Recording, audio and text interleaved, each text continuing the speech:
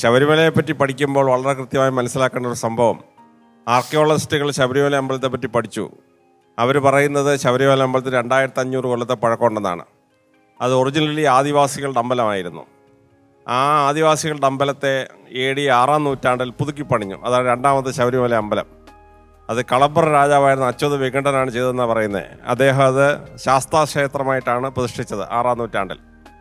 മൂന്നാമത് വരുന്ന ശബരിമല ക്ഷേത്രം 1321 പാണ്ഡ്യരാജാവിൻ്റെ 2 ബ്രാഞ്ച് ഇങ്ങോട്ട് വരുന്നത്. അവിടെ വന്ന വീരപാണ്ഡ്യനും സുന്ദരപാണ്ഡ്യനും യുദ്ധത്തിന് ശേഷം പന്തളം രാജവംശം സ്ഥാപിച്ച ശേഷം പന്തളം രാജാവ് 1346 മൂന്നാം ശബരിമല പണിയാണ്. അന്നാണ് അയ്യപ്പനെ അവിടെ പ്രതിഷ്ഠിക്കുന്നത്.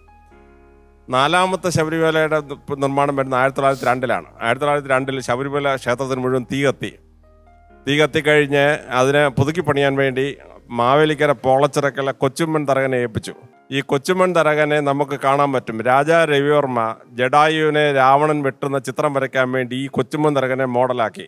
അപ്പോൾ രാജാ രവിവർമ്മയുടെ പെയിൻറ്റിങ്ങിൽ ഈ ജഡായുവിനെ വെട്ടുന്ന രാവണൻ ഈ ശബരിമല പുതുക്കി പണിഞ്ഞ കൊച്ചുമ്മൻ തരകനാണ്. പോളച്ചിറക്കൽ കൊച്ചുമ്മൻ തരകനാണ്. അതാണ് 4ാമത്തെ ശബരിമല എന്ന് പറയുന്നത്.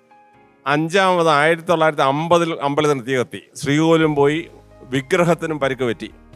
ആ സമയത്ത് തിരുവിതാംകൂർ രാജവംശം അത് പുതുക്കി പണിഞ്ഞു. അതാണ് 5ാമത്തെ ശബരിമല എന്ന് പറയുന്നത്. ഈ 1902 4ാമത്തെ ശബരിമല ക്ഷേത്രം പണിഞ്ഞു കഴിഞ്ഞപ്പോഴാണ് ഈ താഴമൺ തന്ത്രിമാരെ കൊണ്ടുവരുന്നത്. 1902 താഴമൺ തന്ത്രി പ്രഭാകര തന്ത്രി വന്നിട്ട് സ്ഥാപിക്കുന്നത്. ഈ 5ാമത്തെ പുനഃപ്രതിഷ്ഠ 1950 തീവപ്പിന് ശേഷമാണ്. ഇപ്പോൾ നമ്മൾ കാണുന്ന അമ്പലത്തിൻ്റെ ഷേപ്പ് നിർമ്മാണമൊക്കെ 1952 പൂർത്തിയാക്കിയാണ്. അത് കഴിഞ്ഞിട്ടാണ് കൊടിമരം വരുന്നത്. 1974 കൊടിമരം വന്നു.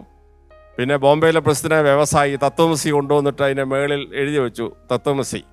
അങ്ങനെ ഈ ശബരിമല ക്ഷേത്ര നിർമ്മാണം എന്ന് പറയുന്നത് 7 ക്ഷേത്ര നിർമ്മാണമുണ്ട്. ആ 7 ക്ഷേത്രത്തെയും ശബരിമല മലയിൽ തന്നെയുള്ള 5 ക്ഷേത്രങ്ങളെയും, മലയപ്പുറത്തമ്മയുടെ ക്ഷേത്രം, അതിനിപ്പുറത്ത് 5 ക്ഷേത്രമാണ് ശബരിമല തന്നെ. ആ ഓരോ ക്ഷേത്രത്തിൻ്റെ പ്രത്യേകതയും കുട്ടികൾ പ്രത്യേകിച്ച് മനസ്സിലാക്കുന്നത് വളരെ നല്ലതാണ്.